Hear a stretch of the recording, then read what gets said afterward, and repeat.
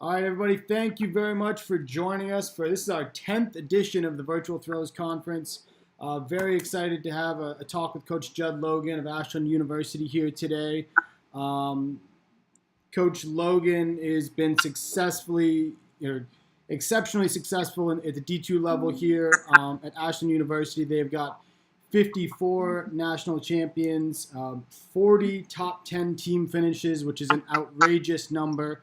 Most recently, they were the 2019 indoor and outdoor NCAA men's team champions.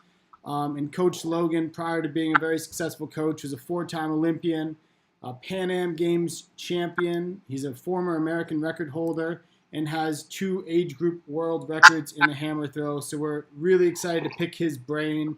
And before we get going, we're going to give a big shout out and thank you to the National Throws Coaches Association, Rob Lasorsa running that, and MF Athletic for sponsoring this and helping us get the word out.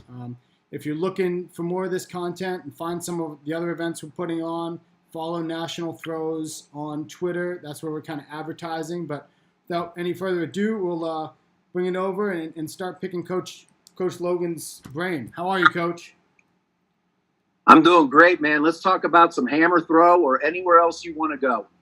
Awesome. Well, I'm gonna start it off. We won't get too into the technical details for the first question, but we'll start off fun. You were a very successful athlete. What was your one singular favorite moment as an athlete? And tell us a story there. Most favorite singular moment as an athlete is unparalleled. That was 1984, walking into the Olympic Stadium in Los Angeles, over 100,000 people in attendance, over millions more watching on television at the opening ceremonies. And we were the last team to come out of the tunnel. And as we were coming out of the tunnel, little bits of paint started falling from the ceiling. And I remember turning to Mac Wilkins and saying, "Oh my God, my first earthquake." And he says, "That's not an earthquake. You'll understand in a minute." And as we walked out, it was 100,000 people on their feet, stomping their feet, USA, USA, all in conjunction. And it was the craziest thing. We're being led out by 44-year-old Ed Burke, who had made the Olympic team in his third spot. He's leading us out, one-arming the American flag the entire way around the track. And as we're settling into that moment, Jesse Owens' granddaughter, Jessie Hemphill, runs in the torch, passes it off to Rafer Johnson, who's been there for hours. He's dehydrated. We're wearing these Levi's crushed velvet sweatsuits. And Rafer Johnson pulls both hamstrings, running up the steps to the cauldron to light the Olympic torch. Edwin Moses is giving the athletic creed, the amateurism statement. And I'm just in my first Olympics, 100,000 people don't really know what's going on, looking around, and all of a sudden someone from Germany taps me on the shoulder and they said, "The United States is over there." And I had just been looking up I totally lost the American team. There's so many people on the field, so I had to catch up, but I will never forget that moment of walking into that stadium, that sense of pride. I realized at that moment, because I wasn't sure what I was going to do with my life. I had an offer for a really good radio and TV gig with ESPN. I had a really good reaching out by the NFL and the USFL to come bring my talents and skills to the league. But at that moment, I knew that all that hard work, all that amateurism, all that doing it with no sponsorship, that I wanted to do that again. And then all the Nike contracts and free gear and Olympic gear and speaking engagements that came after that, that all fell into place. But it was the opening ceremonies. That was the moment. Wow. I mean, hey, Jud, I have a quick thing to ask you. So that was 1984, and there's a lot of young athletes and coaches listening and watching. So that was only a couple of years out of college for you. So you must have been quite the athlete in high school. Did you ever make the state meet? Oh, I was ranked number 2 in the state in the discus at 171.11 and 166 as a junior. And my 2 worst meets of my junior and senior year were the meet to get to the state meet. So I didn't even know until I was a college coach what the state meet even looked like or felt like. But Coach Raymond, who was the head coach at Kent State, had reached out to me, and he's from the East Coast and real strong accent. He goes, I don't give a damn about that state meet. We've got 6'4", 200-pound Jud Logan coming to throw a hammer. And it just made me feel like I was wanted. I was still going to try to play football at that time because I hadn't had a ton of success in track and field at that level yet. And so I ended up playing football for 2.5 years before I realized that throwing was my true passion. I made one NCAA meet in which I think I finished 17th or 18th, seeing guys that knew what they were doing throw the hammer. And it wasn't until Al Schotterman came halfway through my senior year, and then I got a chance to go to a couple of the Olympic festivals and work with Peter Farmer, Dave McKenzie, some of these people, Stuart Toger, that really just changed my perspective and how I was training and what I was doing wrong. And, I remember being ranked 2 years out from the Olympics. I remember being ranked like number 15 or 16 in the United States. And I worked with Farmer and I worked with McKenzie and John McCardle. And all 3 of those guys all said one thing. They said, we'll see you in the Olympics in 2 years. And I was 30 feet behind them, but they knew that if I had any degree of dedication and passion, it was only going to be a matter of time before that power that I had, that strength that I had, caught up with some form of technique that they weren't going to be able to hold me off that team. Nice. And hammer throw, as a discus thrower in high school, how do you find the hammer? What got you started down that path? Well, my freshman year, I missed fall track. I was in football. And by the time I got to the track team, it was January because we had just come off break. And the very first thing they handed me was the 35-pound weight. Now, Coach Raymond's in his 80s. And so he can't exactly show me what to do. He just basically said, pick this up, wind it twice around your head, throw it around your left shoulder like you're baling hay twice, and let it go. And I had a horrible freshman indoor season. I threw 37 feet. I've been at Ashland for 25 years, and I've never coached a kid that didn't throw over 45 his first year. I threw 37 feet, and I went back to football and spring ball for a little bit, and then I came back out to the outdoor season, and I did the hammer. I wasn't very good at it. I made the finals as a true freshman at 166 with the 2K discus, but that hammer held a certain allure, and I took it home with me that summer. And I read an article by Al Order, and they asked him if he ever measured in practice. He says, no, I just have a towel, and I put it out there about where I think a good throw is, and I just try to keep hitting the towel over and over and over again. And then on my last 6 throws of every practice, I imagine I'm in a meet, and then I try to move the towel.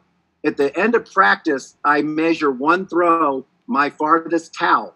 And I did that summer. I started off throwing, I think, about 140, 150 feet. And, by the end of the summer, I was throwing 170, 180. And, it was just me out there by myself, no coach, trying to zone in on just trying to land the hammer on the towel. for the first 20 or 25 throws, and then really try to just up my level for those final throws. And but I had another Raymond retired after a year. Coach by the name of Al Bashan came in, and he was very helpful in the fact that he was a master's thrower. So he would get in the ring with lighter implements and show me what to do. So I mimicked my technique off of Al Bashan, this master's thrower, and I got better. By the time I was a junior in college, I won the MAC meet. And then my senior year, I qualified for the NCAA meet with Coach Schotterman coming in January. We only had 4 months together, but I had another year to graduate college. I still had 32 hours to my degree. So I stayed an extra year, and he said, stay on with me, help me coach, and keep training, but we'll just do the hammer. And I did that for a year. And then I had my degree, and I had some job offers.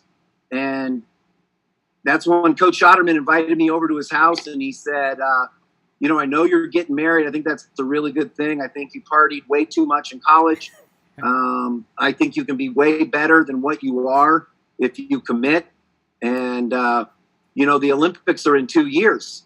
And I said, yeah, they're in Los Angeles. How cool is that? I love the Olympics. I can't wait to watch. And he basically said, how would you like to go? And I looked at him and I said, I don't understand how you got tickets already. And I thought he wanted to go with me. He wanted me to throw in the Olympics. And at that time, I was number 1 in Ohio, but all the best throwers were smarter than me. They were training in California instead of training in the snow December, January, and February. Well, we just threw the weight. And Coach Schotterman said, that's going to change. We're going to throw the hammer outside every day. We'll play with the weight, but we're going to throw the hammer. And in 2 years, I'll put you on that Olympic team. And he did. That is awesome. And to kind of mold that, and like your experience as an athlete, and our good friend Gary Aldridge sent us in some questions, and he wants to know, what do our meaning the US's young elite male hammer throwers now need to be doing to have increased opportunities to medal at major international competitions? I think the biggest thing that's lacking from back in the day is the fact that there was funding for one central elite coach, and that was Stuart Toger. And he brought the top 8 guys together every year. Now, they tried to do that for the shot put and the discus, and those guys didn't want to be around each other. They didn't want to share secrets. The hammer throw, we were so far behind the rest of the world. We're like, yes, we'll be there. And we would go out there, and he would have a nutritionist, and he would have a sports psychologist, and they would film, and then they would give us biomechanical analysis. But during that 3-day training camp, we shared ideas. Everybody wanted to know how my squat was so strong, how my power clean was so strong. I wanted to know what Lance thought about when he did technique. I wanted to know what Kevin McMahon thought. I wanted to know what Bill Green thought. All of those guys, and we just shared information.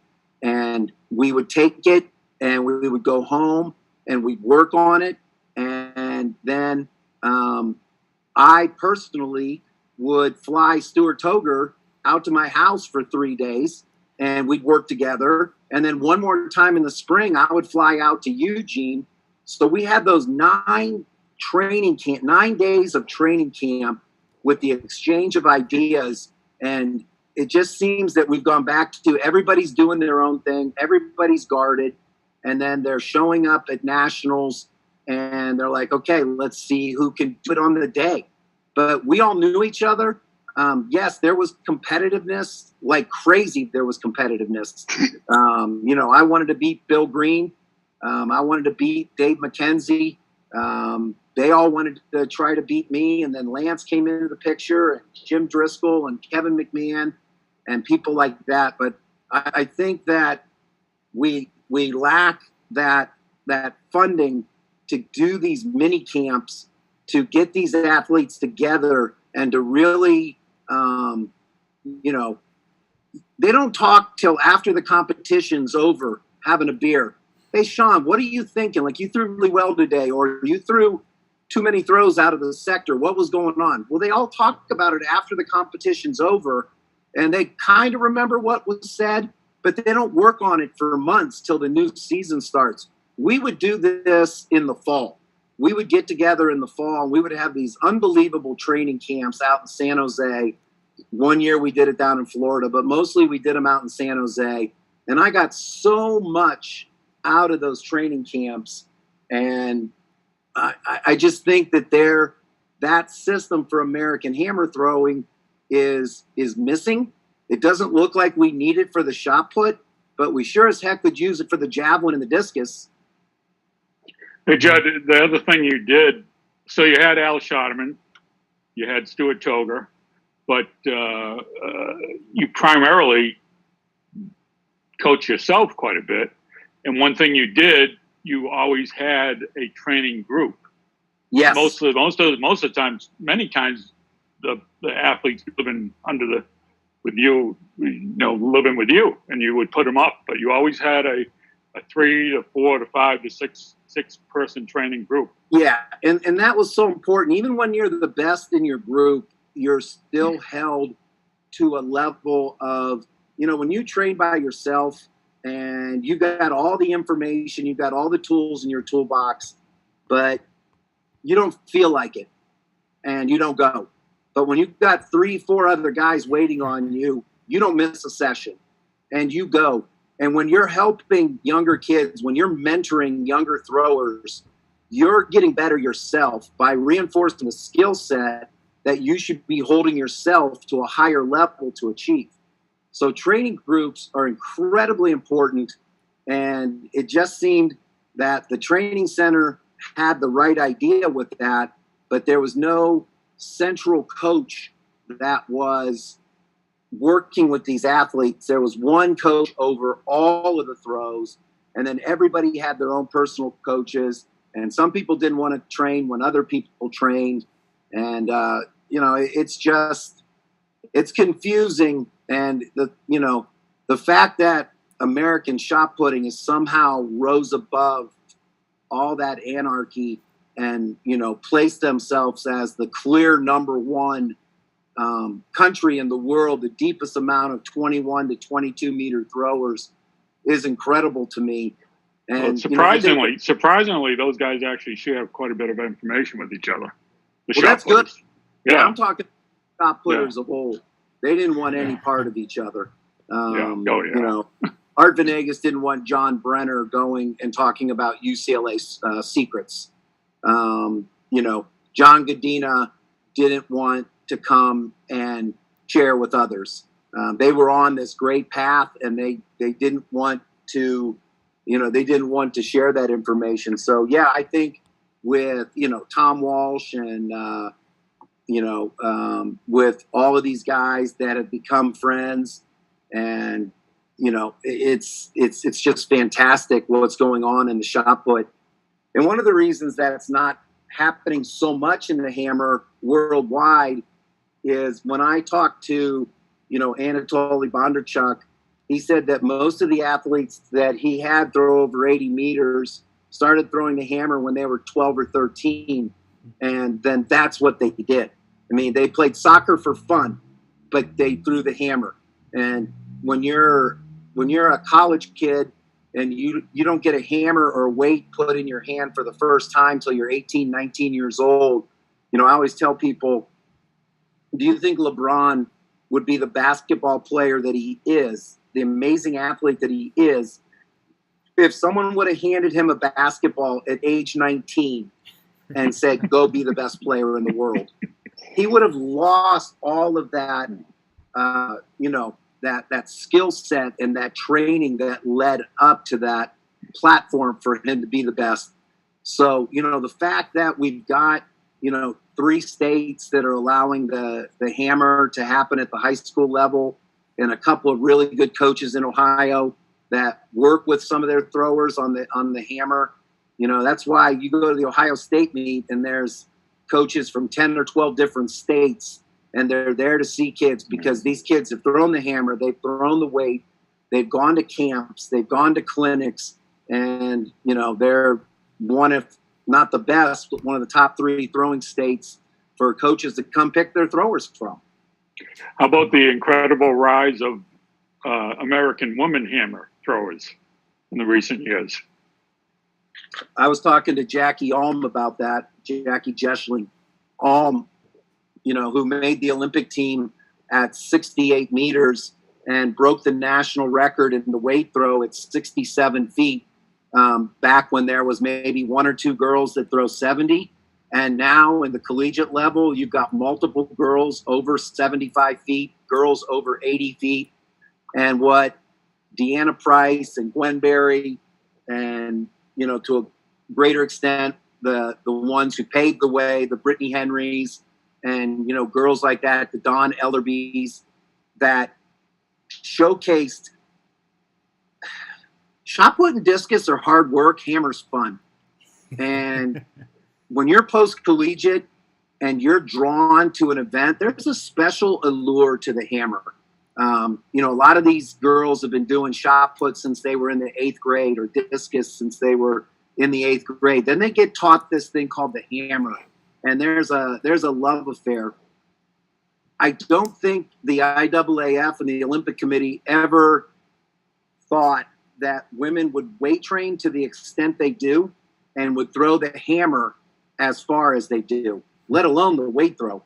So, you know, the American resurgence in the women's hammer, I can't explain why the men can't do the same thing, other than the fact that there's a really passionate group about women, and they all seem like really good people, and they're just taking it to the next level. That if you don't throw 70 meters and beyond, you don't have a chance of making the top 9 at Olympic trials or U.S. nationals.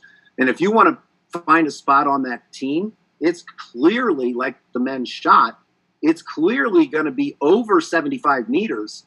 And there may be girls throw next year 75, 70 and get left off the team because there's 3 girls thrown over 76. And do you think that kind of that passion and that fire for the hammer is why part of the reason Deanna's been doing so well, or is there anything else that you see she's doing exceptionally well that's kind of helped her rise to that world championship level? Well, she came from good stock, meaning that John Smith, who runs one of the most aggressive weight training programs and heavy hammer programs in the country, if not the world, one of those people that was in that along with Deanna was J.C. Lambert. And what always happens, and what will happen to me, is that your coaches that come out of your system find a way to do 75% of what they learned and then get really incredibly focused in on maybe changing some things. And that last 25% is something that can really be spectacular. So the fact that Deanna had John, there was her base, there was her strength, there was her heavy hammers. But JC's just taking it to another level coaching-wise, and what he's doing since, and John's still an incredible coach, don't get me wrong. But, you know, I look at kids that have come through my program, and Zach Ball and Blaine Mag and Steve Mans and Jess Bridenthal and Megan Tomei. And I've got, I think, 13 of my former athletes are coaching. A.G. Kruger, Kibwe Johnson, all came out of our program. But nobody runs the Jud Logan system 100%. But they all admit that 75% of what they do is what they learned here because it was successful. But it's what they're doing at that next level, what JC's doing with the Deanna, that is really taking her to the next level. I got a kind of an offshoot question for you. I was watching the one of your YouTube strength clinics you did at Ashland on earlier today, and you mentioned a lot of like taking new ideas and like, you know, you have 90% or maybe it's 75% that's kind of steady, 90, and then you have that 10% that you're always mulling around. and it sounds like you're doing the same thing in the throws. How long do you give an idea to figure out if it's a good idea, and how do you make that distinction? I think you got to give it a year, and it's got to pass the eye test, and you got to get feedback from your athletes.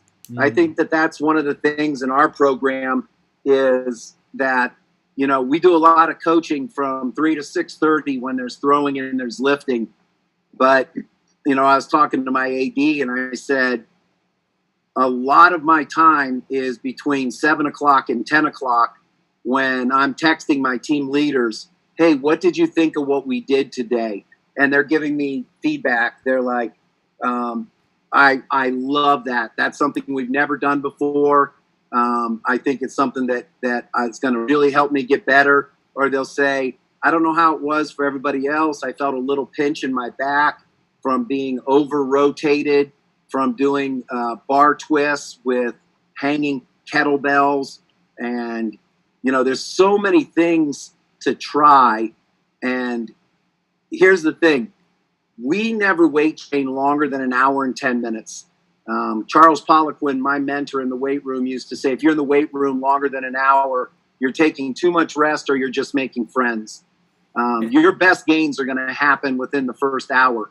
So when we go in the weight room, we do 10 minutes of prehab, and that's where we experiment a lot. Not with the main exercises so much. We experiment more with the prehab stuff, you know, stuff that we've learned from Kelly Starrett, things that we've learned from some of these great mobility coaches and people like that. But when we get into the bulk of lifting, we're in and out in an hour. So you got to have feedback. You got to have the eye test. And then the absolute is, how far is the ball going? How far is the discus going? How far is the hammer going? That's the actual, but you got to give it a year.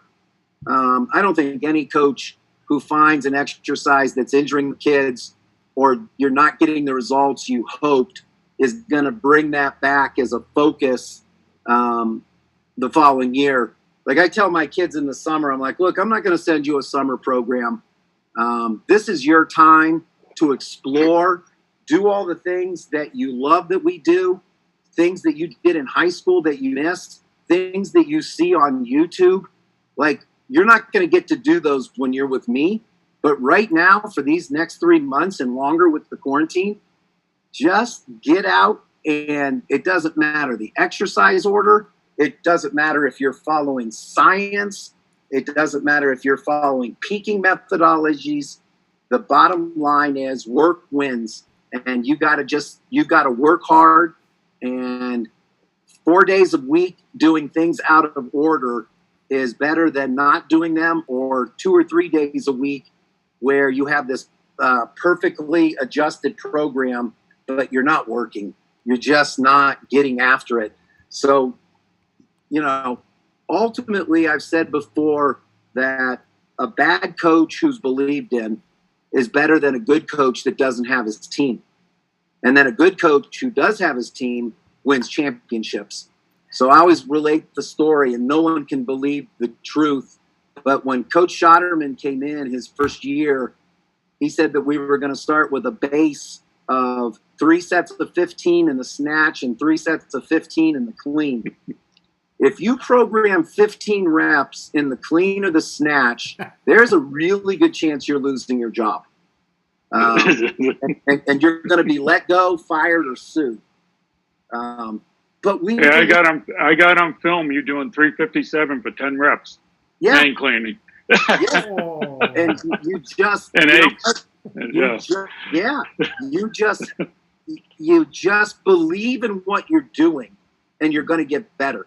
And then as the science gets better and the coaching gets better and the belief still stays there, that's when you have those A.G. Kruger moments, those Adrian Blewett-Wilson moments, those Jackie Jeschling all moments, where people go on and make world championships and Olympic teams.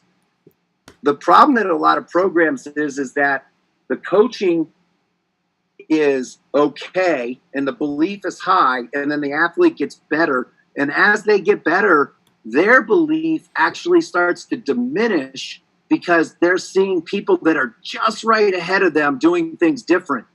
And so that's, to me, one of the reasons that a lot of athletes fail post-collegiately, because now, and that's why I've stopped coaching post-collegiates, is because they all want to have their own input. They want to do what Louis Simmons is doing, and they want to do what Cal Dietz is doing. And it's all great stuff, but it's not the stuff that got you to the level. And we never had a down year, but now you're going to throw all that out because somebody you talk to on a YouTube or on the internet says, oh, we're not doing that now because there's a better way.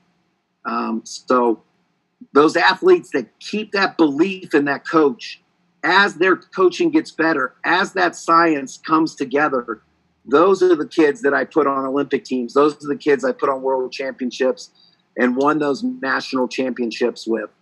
They stay. Hey, Jud, can you? I'm sorry to interrupt you, but can you mention your steering wheel philosophy when you're talking to coaches at clinics?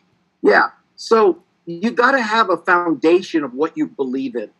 And when you go to a clinic and you hear somebody talk about, I'll give you a perfect example. Rich Alm is one of the top chiropractors, Jackie Alm's husband. And he has come with a belief that he's almost totally against the squat anymore, and that he does a backwards lunge. And he's got all this scientific evidence and proof that you really don't need to be back squatting to create leg power and strength, and your spine will stay healthier, right? Well, if you hear that at a clinic and you go back and you just pull all the squats out of your program, your kids are going to have a mutiny, okay?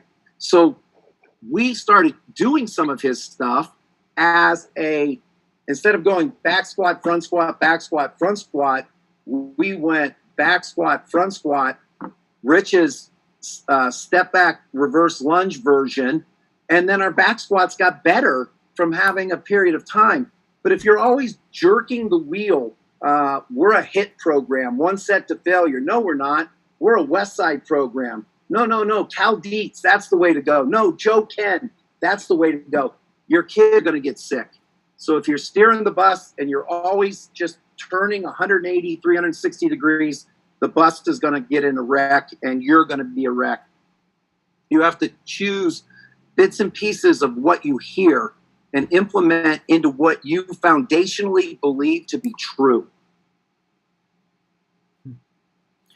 I feel like we're starting to get a couple of them, but do you have, you've got your 90%, 10% rule, you've got your steering wheel philosophy. Are there any other pillars of your throws coaching that you think are just non-negotiable, like have to be done well, to be successful? Body language. Body language. Body language is the one thing that will get you run out of my program. Meaning that when I was brought up as an athlete in my formative years, it was always about class. It was always about competitive fire. When you're done, you thank the officials. When you're done, you congratulate your competitors.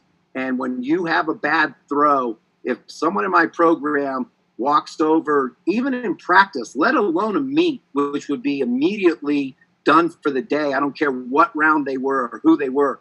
But if they go over and throw their wrist wrap and kick their bag and draw attention to themselves that they're having this little hissy fit, they're doing that because they're trying to draw attention to themselves to let people know I'm usually better than this, and that's a horrible throw, when actually they're within 1.5 feet of their PR, and it was not a horrible throw. So my kids know that when they cross the line, all I ask is that they meet my passion, and that when they've done something technically wrong, I will let them know. And if they've done something that is outside of the rules, I will raise my voice, and you will hear 4 or 5 times a year, and that's all it ever takes, that's not acceptable. But I just don't believe this walking out of the circle with your head down. You lose kids for 2 or 3 throws in a row in practice because they're having their own little moment. It detracts from what the others are doing, because then they're like, oh, what's wrong with so-and-so? Oh, I better go over and try to talk to them. Then their throws turn to crap. So I always tell them, I said, look, you chose me as your coach. So when it's bad, I'll tell you it's bad. And when it's good, I'll tell you it's good. But do not walk out of that ring. You're representing me. You're representing the university that you compete for. So body language and how you conduct yourselves at meets is it's non-negotiable. And I'm guessing a lot of those rules came from your dad. They most certainly came from my dad. I remember playing baseball, and I was so bad that I would play the mandatory 2 innings, the 6th and the 7th inning in right field, where they hope nobody ever hit the ball. And I couldn't get a hit. I was afraid of a curveball. And so I just told my dad I wanted to quit. And he's just like, no, you're not going to quit. You're going to keep trying really hard. But at the end of the year, if you're done, that's okay. We'll find something else, whether that's a club or a group or another sport. But there is no such thing as quitting. And there is no such thing as bad behavior or not giving your best effort.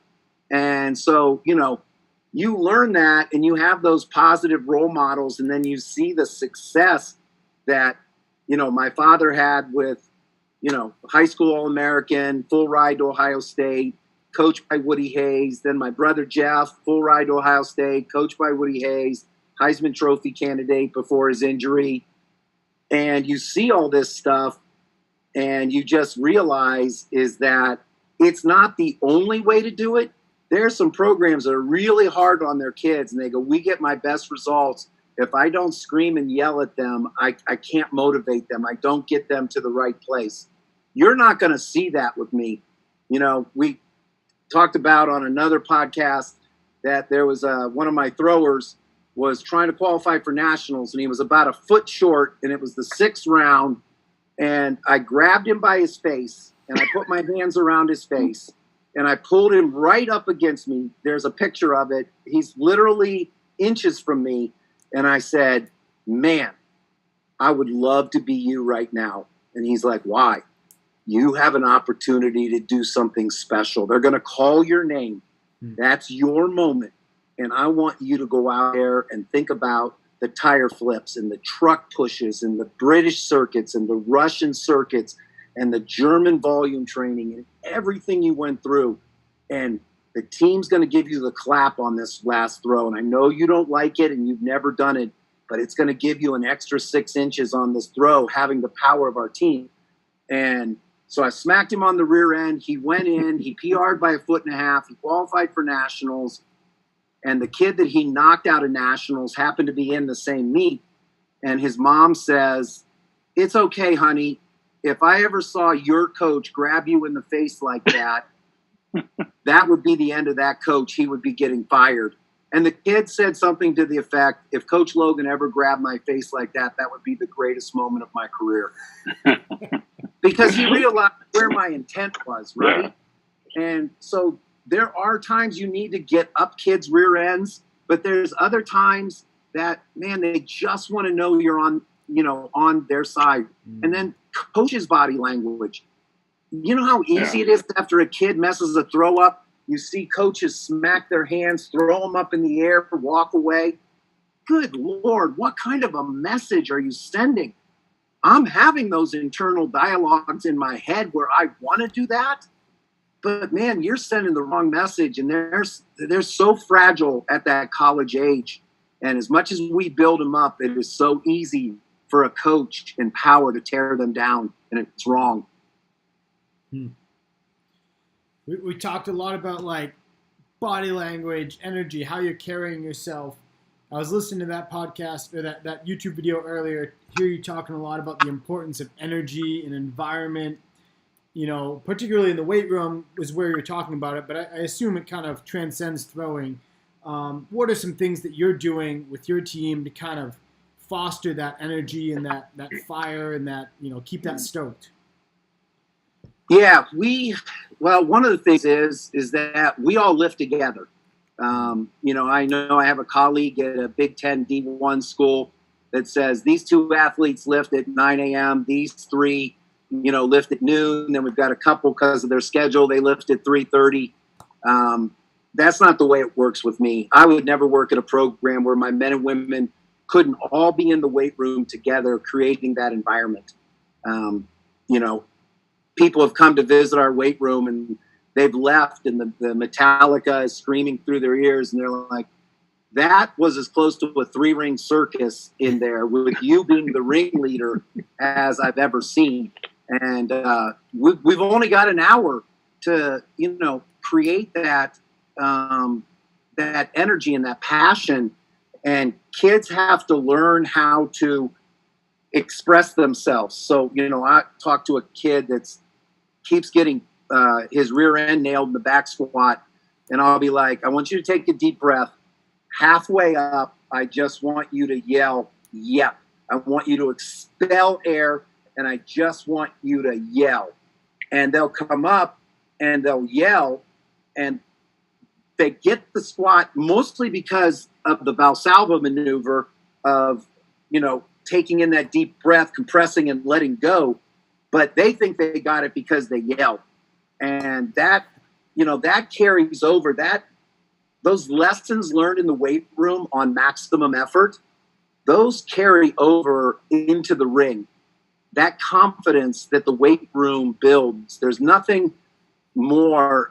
I remember being at the 88 Olympics, and Greg Trefalis was having these great training throws, and Randy Barnes was throwing terrible. And I was rooming with Randy, and he's just like, you know what? I don't even think I'm going to make the final. I'm just not in good shape anymore. And one of the coaches called his college coach, or not his college coach, but his longtime coach, Rusty. And he said, what's Randy doing in the weight room? They said, he's just unloading. He says, you need to put 500 pounds on the bar and tell him you want 2 or 3 reps. So I remember Greg Trefalis spotting him, and we went in the weight room, and they said, Coach wants you to bench 500 for 1, but if you were any kind of a man, you'd get it for 3. And Randy stroked 5 with 500 like nobody's business. And Rob, I don't know where you were in '88, or if you were part of that camp over in Japan before we went into Seoul. Yeah. But Randy's whole aura, how he walked around the Olympic Village, how he started training. Trefalis looked at me and he's like, whose bright idea was it to call his coach? He just needed to understand that he hadn't lost what he thought he lost. Yeah. And, there's a world-class athlete that got this inspiration from the weight room that he carried over into the ring. So there's so many anecdotal stories. Look, when you're stronger, you feel better about yourself. When you're putting up big numbers in the weight room, you feel better about yourself. And then, we'd need a whole nother podcast to figure out how much strength is too much strength. But in the college system, which is what I am, I'm a college coach. I have 4 years, and maybe 5 if they redshirt, to produce these national champions, to produce these All-Americans, and to win national championships. And in the German system, they might have been identified at an earlier age, and they would have never weight trained them as much as I do in their formative years for the longevity of a 15 to 18-year career. The majority of the athletes that we recruit, they're not in it to come train for the Olympics. They're not in it. Those become matter-of-fact things like, boy, you really responded well. I think you could go to the World Championships. I think you'd go to the Olympics. So, yeah, we push numbers.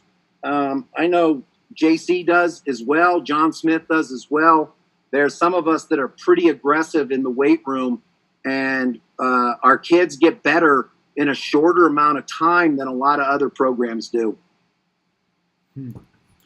Maybe we'll keep on that weight room track. Gary sent us another question of, if you had to pick 2 lifts that are most important for each of the throwing events, what would they be?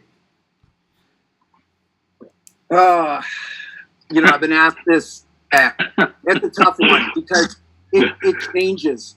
For me personally, it used to be the mid-grip snatch and the front squat. The mid-grip snatch, okay, so a snatch in itself is one of the most technical events to try to teach high school and college kids. It's a very complex lift. Putting your hands just barely outside of your calves and saying, move the bar from the floor any way you can above your head in one movement. That's a mid-grip snatch. There's no technique involved. There's just pure power output. I remember seeing Yuri Tam at the '88 Olympics before he medaled, and he did 120 kilos, 264 pounds, close grip snatch with his thumbs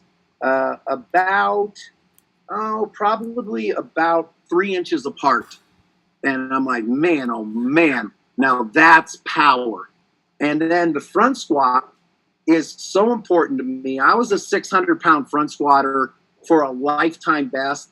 I did most of my sets in the 4 to low 500s, but the posture that you keep while doing a front squat mimics the throws so much better than what a back squat does, because you can get stuck throwing with your shoulders out over a throw. And so I think that if you could only pick 2, that the front squat and the mid-grip snatch would be the way that I go. The thing is that I still believe the back squat is the king of all exercises for the most bang for your buck, meaning that they've got to be in there, they've got to be pushed, but the more you go up the ladder, the more they become less necessary, and more things like the front squat and the close grip snatch come into play. But I've had freshman kids come in as walk-ons and leave as 70-footers in the weight throw, and that is a direct reflection of them taking their squat from 200 to 600 in 5 years. And so I still believe the squat is the king of all exercises. I just don't believe it needs to be done as often if you're looking at general health and having more variety in your program, that you don't have kids going, oh boy, here comes the back squat again. And then coming in a close third, even though Gary didn't ask, is rotational exercises, plate twists, Russian twists, walking twists, pud throws, right and left, overhead ball throws, front throws, things that work the posterior chain through that transverse plane of training. So I think that that's very important. And then if you throw the shot put in there, I think that incline has a more of a direct correlation over bench. But I don't know anybody that throws over 70 feet that doesn't have a 500-pound bench. And then someone's going to question, oh, I know a guy. I'm telling you, the majority of the guys that throw over 70 feet can bench press 500 pounds for reps. So there you have it. Nice. I want to make sure we get to at least a couple. We're flying here, so I want to make sure we get to at least a couple of the questions on YouTube. Sean Folks is asking, what is the number one trait you look for in a prospective student athlete? I want to see how his feet move. So glide shot putters, I don't have a problem with that because I'd rather be the one to teach them rotation. But it's when we recruit a kid that is a 56-foot shot putter and doesn't throw the discus because he's not good at it, tells me that he's not an athlete. Or not the athlete that he could be. Or somebody that throws 58 in the shot and 120 in the discus. Those kids don't develop. My best hammer throwers, weight guys, were better discus throwers in high school and kind of average shot putters. So, Had some great kids like Elijah Talk was a 6-time All-American for me. Couldn't throw the hammer, couldn't throw the weight, threw the shot put 54 feet out of high school, but threw over 19 meters for me in college, got second in the nation, 6 All-Americans, always PR'd at the national championships. So he got slotted there. So I'm still going to recruit those type of kids, but he wasn't a very good discus thrower out of high school. So I need to find kids who are athletic. I look to kids that played multiple sports. The worst email I can get is, "Hi, Coach Logan.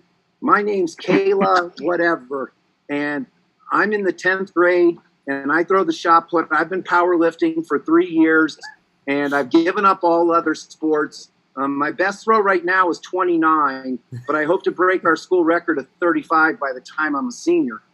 And they send me videos, and they've got a weightlifting belt on and knee wraps and extra wrist wraps, and they're throwing 29 feet and powerlifting.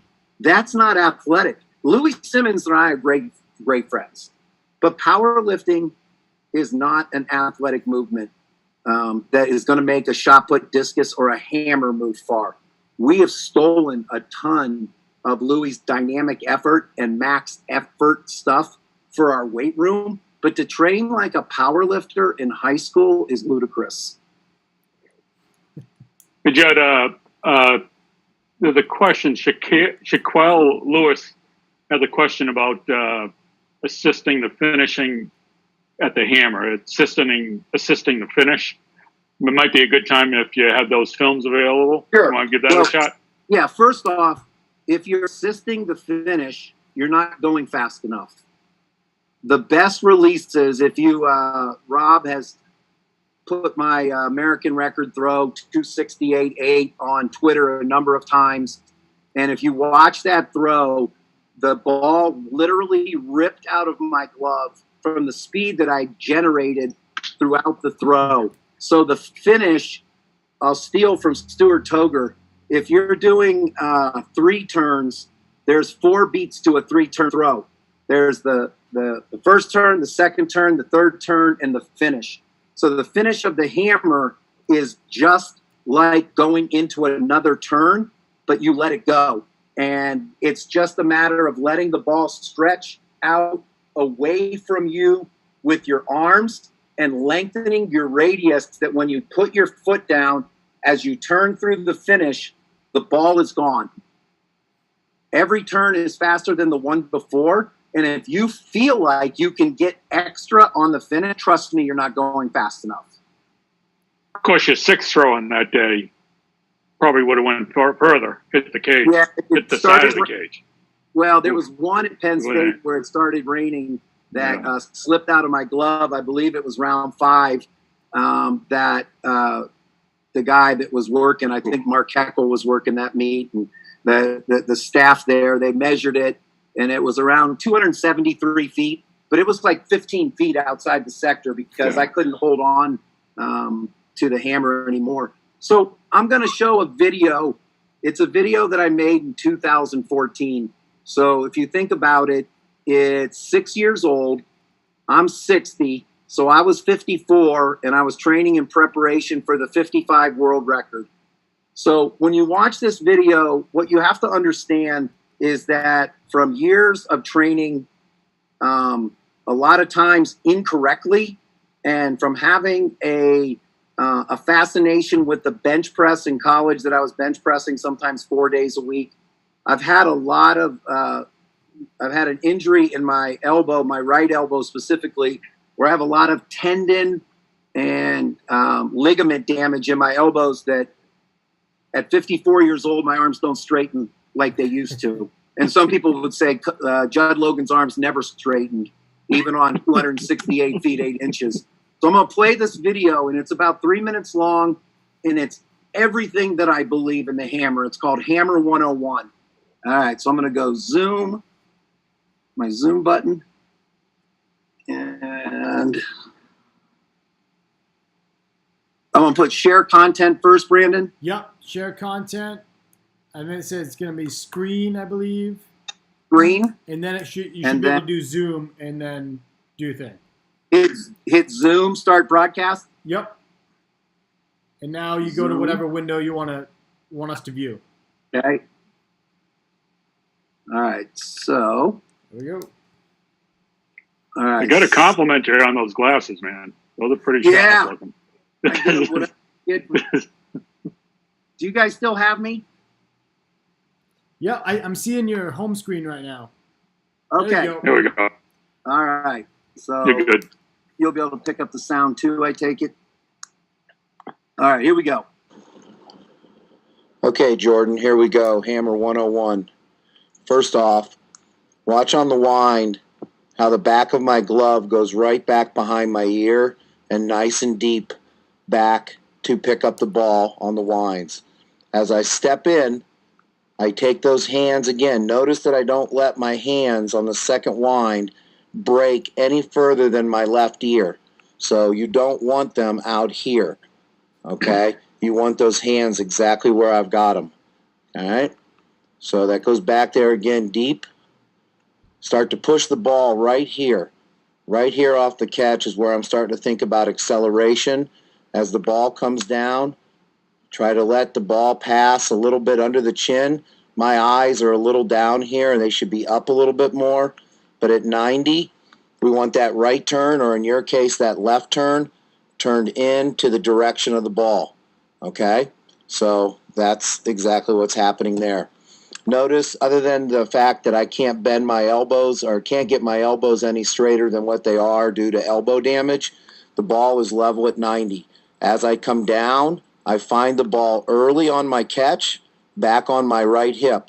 Notice, more importantly, that as I come down, that my left knee is turned back into my right knee. All right? Look how tight my feet are there. And that the first thing that moves out of that catch is that right foot as I sit back behind that heel. And we're again, second turn, level at 90, right knee is turned in. Catch of number 2, ball is down, right there. The ball is back here. So we're trying to earn degrees there as we catch that ball deeper and deeper on every turn. Okay? I'm starting to push right here. Push the ball. Push the ball. Push the ball. Not carry the ball. Push the ball. Right up into 180. Okay? Foot comes off. Lands. Now, third turn. Now look where the catch is. That catch is back here. Okay? That catch is much earlier. That catch is right back like that. Now I'm earning major degrees, and I'm going to work the ball from there all the way around. Okay? Going to work the ball. Come around, work it all the way through 90. The foot's off. Now we're looking for that early catch in 4. Boom. Foot's down. Again, look at the angle of where the ball is. Okay? We don't want to find the ball over here. We want to find the ball back on the right so that we have an opportunity to catch and to apply force all the way through the finish. Again, look where my left knee is in comparison to my right knee. It's back into the catch, so it's not opening into the throw. And then on the finish, it's just one more final push. The right foot comes down, the ball comes through, and right up to the high point. Okay? So if we come back to the beginning and we watch that throw again. 1, 2, 3, 4. Throw. Okay? One more time. Okay? Go all the way back to the winds. Call that the pendulum. Pendulum 1, pendulum 2. Sweep the ball, the ball, the ball, and then the finish. All right. Hope this helps. All right, so back here to Zoom. And if you just go stop share, I think that'll do it. Up, I see it. Stop share. I We're gotta ask you, Coach. We got a couple of requests. Do you have a link for that video that you'd be willing to share with us? I just found it today and hadn't watched it in 6 years. I got to figure out a way. I'd love to share it because honestly, you take away the radius of my right arm bent, and I challenge anyone in the United States to have better catches and footwork than that throw at age 54. And that was with a 6-kilo hammer. But it's just technical concepts that I was working on when I was extremely strong and could make the ball go a lot farther. And so I got to talk to one of my techie kids, but I will find a way to pull that out of my iPad because it's not in the cloud. If it was on my phone, no problem. I got to pull it and save it. But I'd love to share it, and I'll send the link to Rob, and then he can do with it whatever he wants.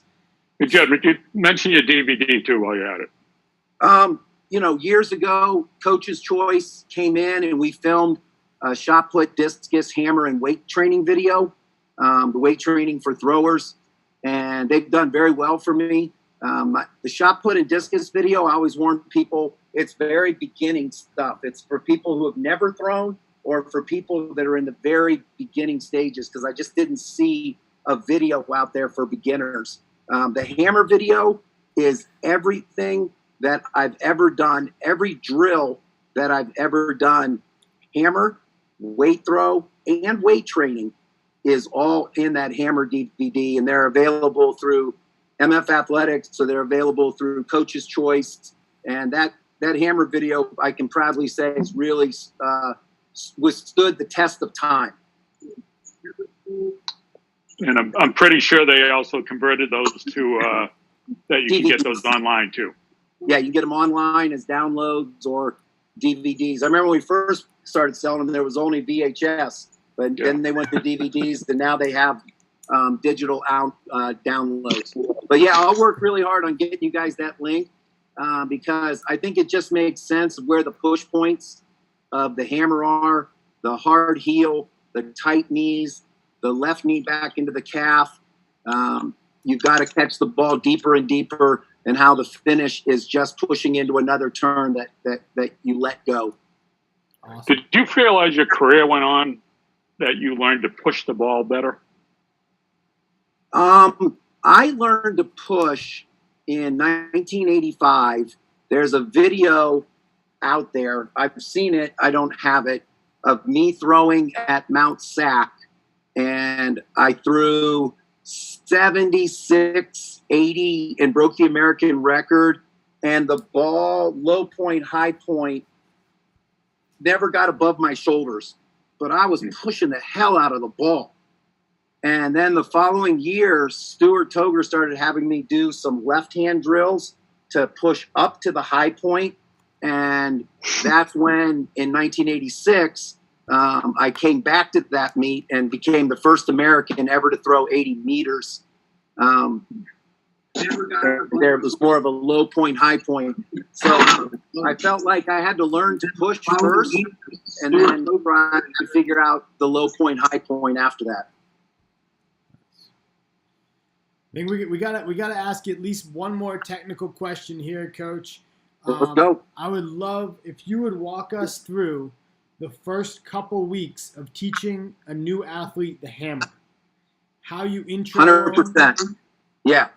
So huge. It starts with a 30-minute session of what we call learn to turn. This is for someone coming into our program or a camper that's never thrown the hammer, has no experience whatsoever.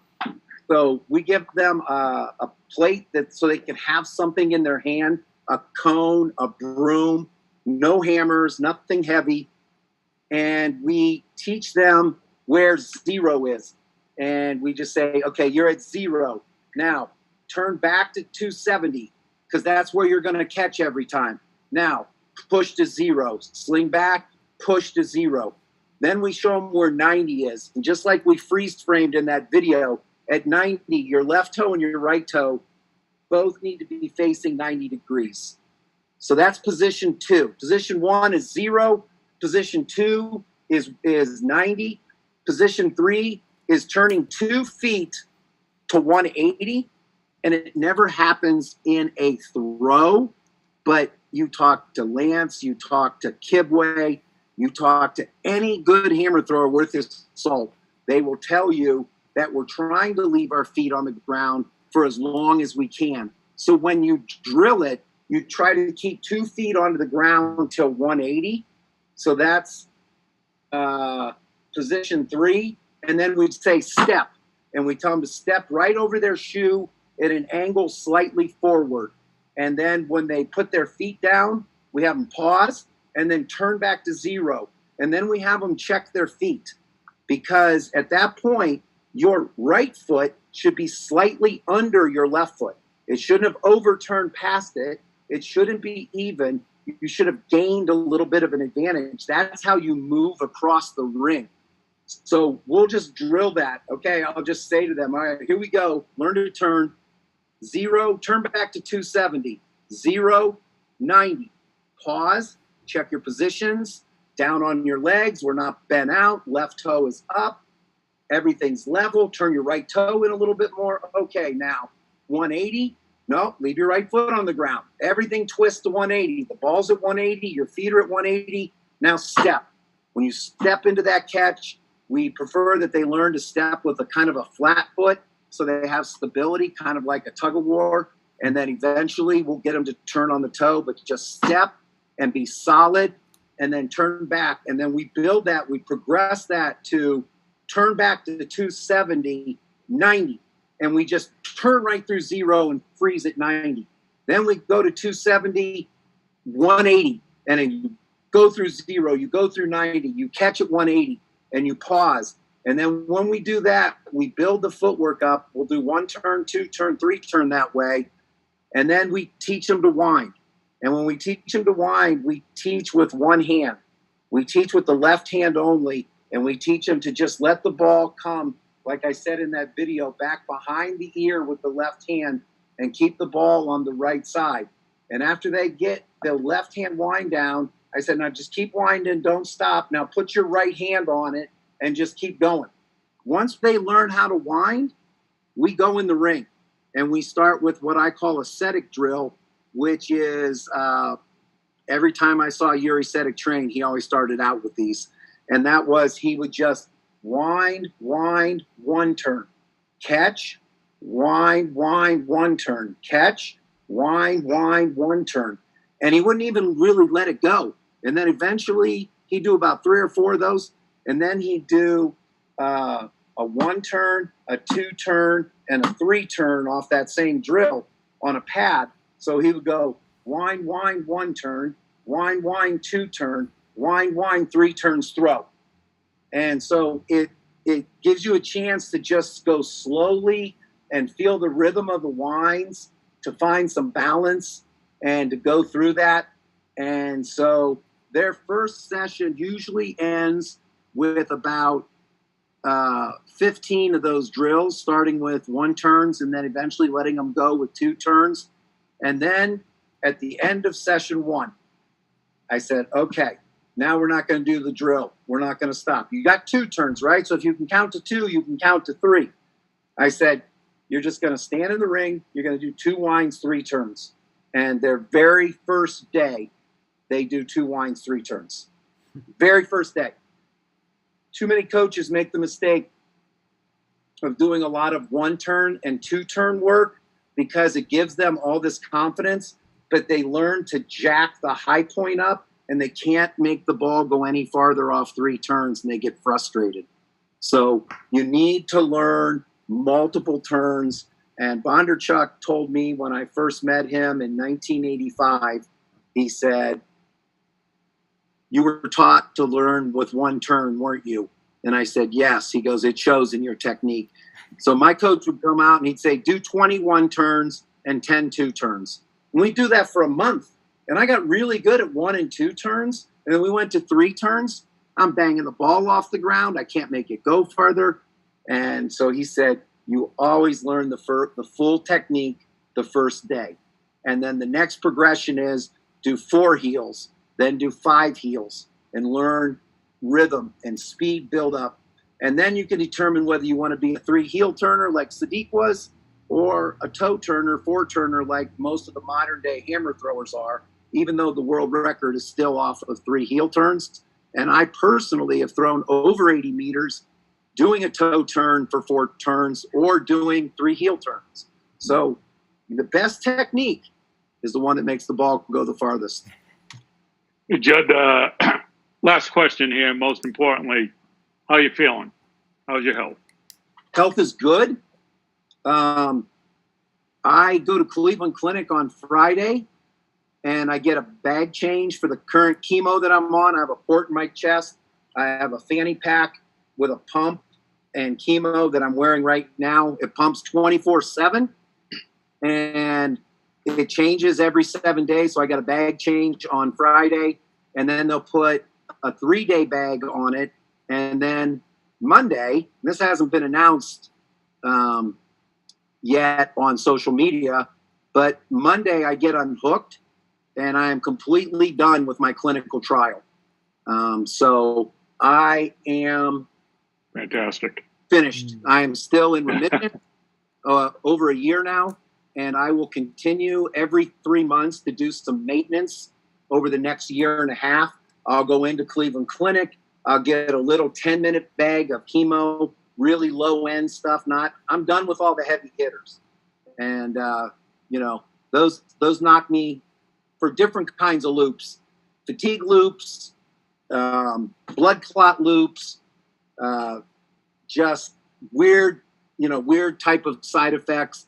But all that stuff's done with. We're past that point, and we've just got to learn to move forward in this maintenance program into the next phase, which is just getting back to living a normal life. I feel great. Great. That's great news. And I guess, hey, Brandon, what we got? We got something else going on here? Well, we got some intruders here, some guests. We get Can you throw them on the screen? Can you throw them on the screen here? Yeah, we've got everybody on the screen now. Speaker view. We got. So we've got your brothers here, Andy and Jeffrey.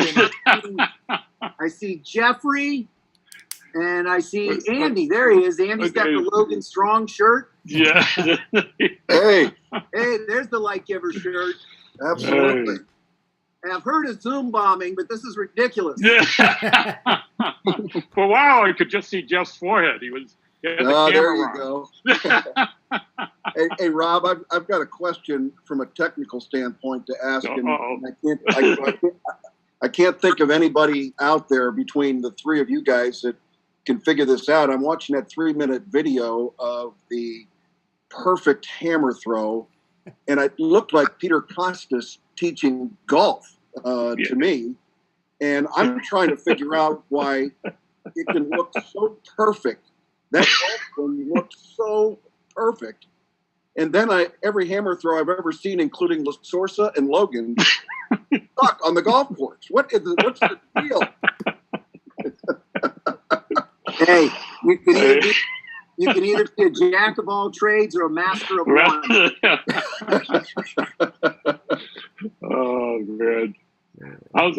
What reason why we have everybody on? We wanted to talk a little bit about the Logan Foundation.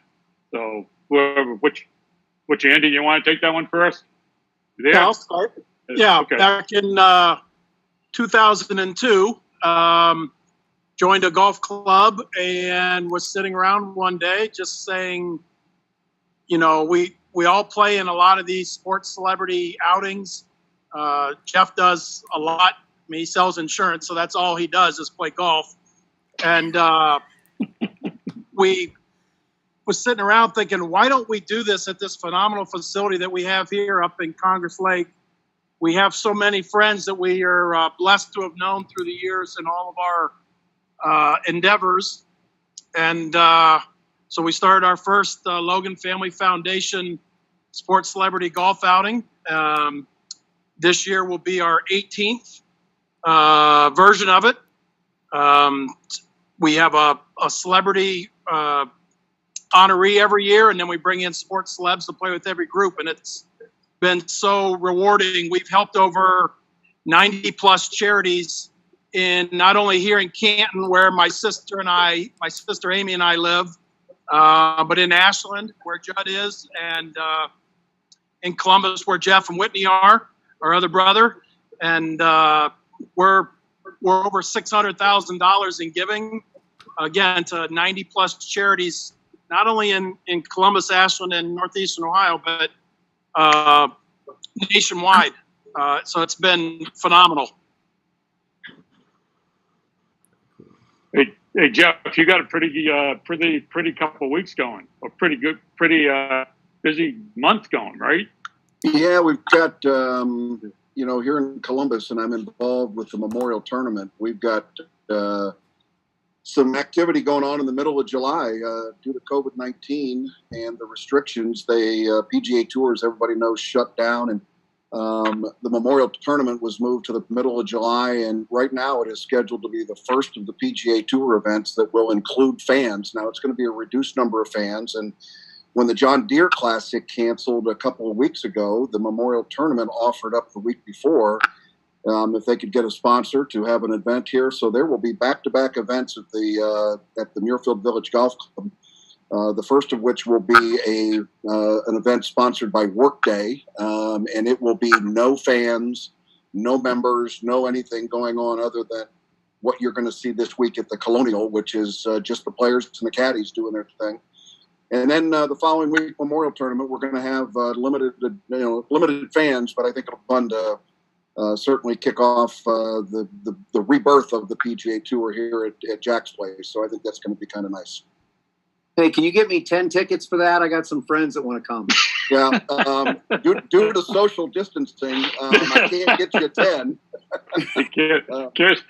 And they're not allowing anybody under over 200 pounds. Yeah, that's right. So we're out. So that's pretty exciting. And, and Andy did a good job of explaining what the Logan Family Foundation is all about. And Rob LaSorsa has been one of our greatest supporters of this event from the very beginning, and very emotional last year when Jud was honored as he was battling through his treatments and everything. And, Monday is going to be a day that we are all going to remember. I get chills right now just thinking about it. And I keep asking Jud, when are you going to ring the bell? And, that'll be Monday when he officially gets unhooked from all of this other stuff. And, Rob, one of the things that we founded this whole Logan Family Foundation about was to honor our mom and dad. And we lost our dad a few years ago. Mom is doing terrific, still is in Canton. And they taught us from the very beginning the importance of reaching out and helping others. And that's what the Logan Family Foundation is all about. And Andy talked about over $600,000 of benefits that we've provided. But more importantly than that, Jud gets challenged by this disease. And, from day one, he said, I don't want it to be easy. I just want it to be possible. The same things that he told his kids when they went to go win a national championship.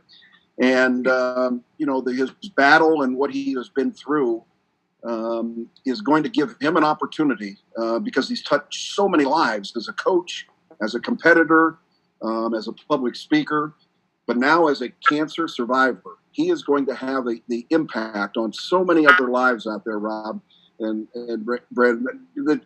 It's just going to be immense. So that's what this is all about, is our ability to go out there and help other people. And if we can do that, then I think we have lived a life of significance. It's not about, Jud, I heard you about doing 500 and 600 pound squats and bench presses and everything else. That's well above my caliber. But I can tell you what, nobody has lifted the weight that you have lifted in the last 18 months, and the ability that you have to deliver that message to other people that are going to wake up tomorrow and find out that they've got that disease or something like it. And you can shed light on how you can improve their situation. I couldn't be prouder of what you have accomplished over that period of time. And what's really cool, Rob, is what he's going to be able to deliver in the future. And your dad would be really proud, I would say. Oh, very much so, of your whole family. Yeah, the big guy. It's unbelievable. The the big guy, as we always called him, is looking down, and every now and then I look at Jud, and he looks so much like our father that it scares the daylights out of me. So,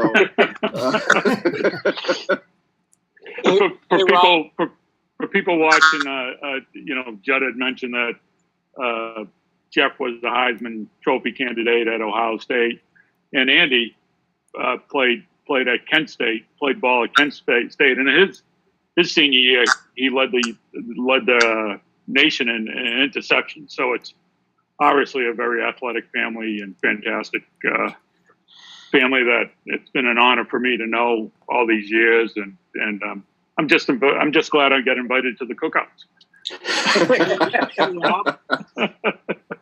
Rob, if I could just add a couple things. Yeah, I see on your shirt, you're wearing the Logan Family Foundation shirt. Yes.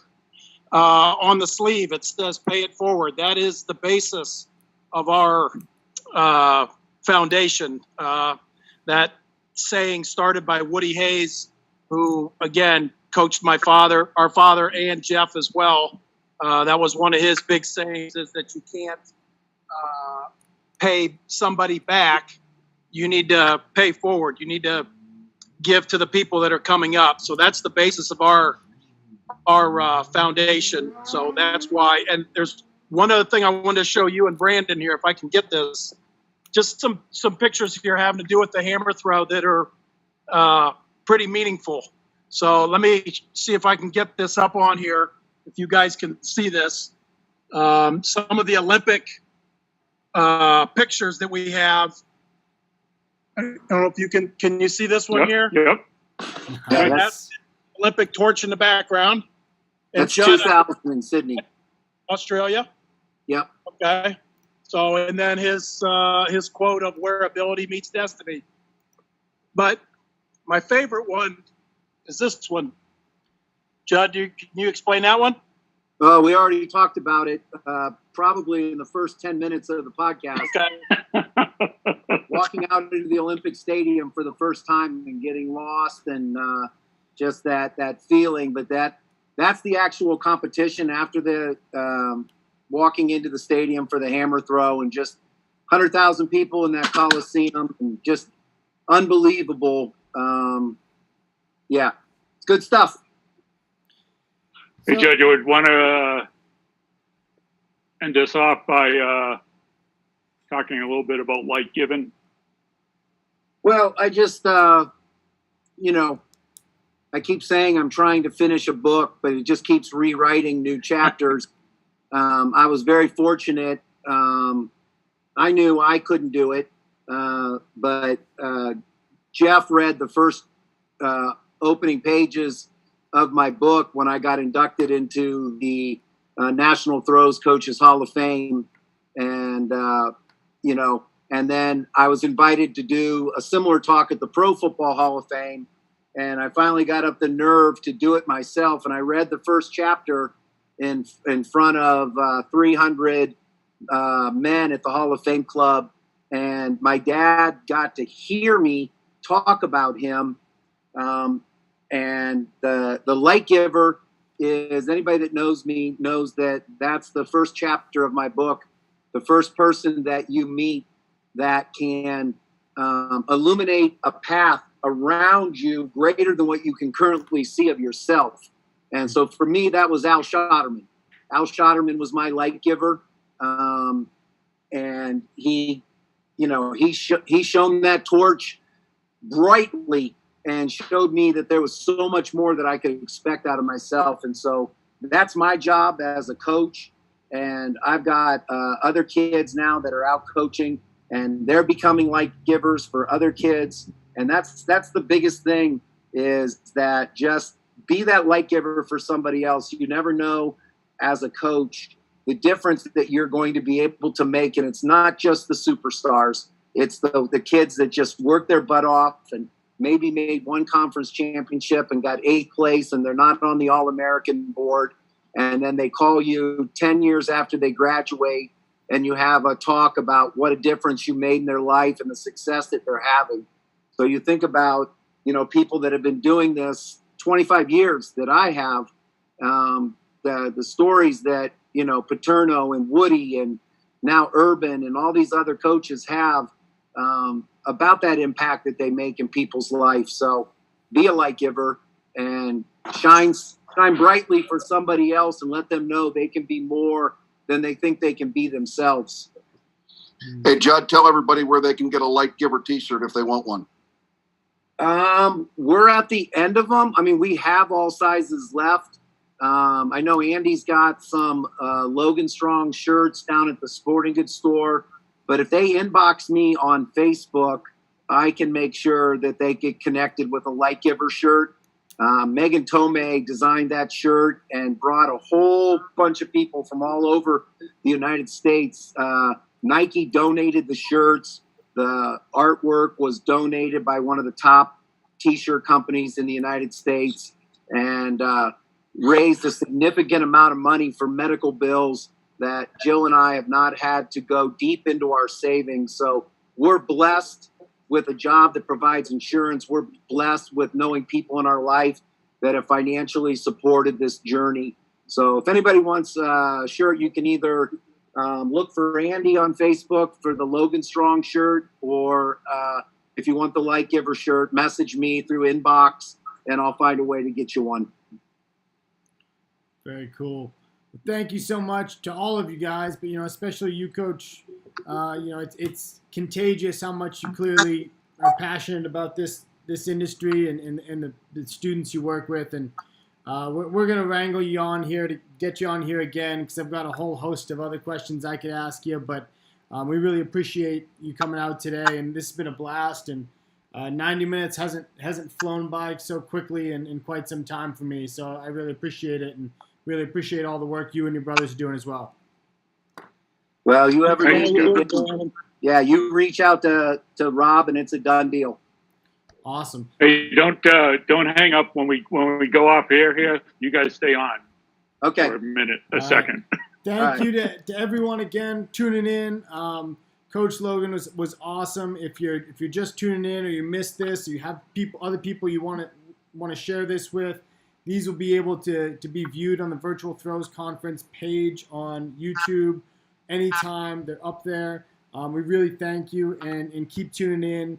Thank you to the National Throws Coach Association and Rob for helping us get the word out there. Thank you to MF Athletic for sponsoring the event. And we will keep these coming. I think we're going to take 1 week off next week.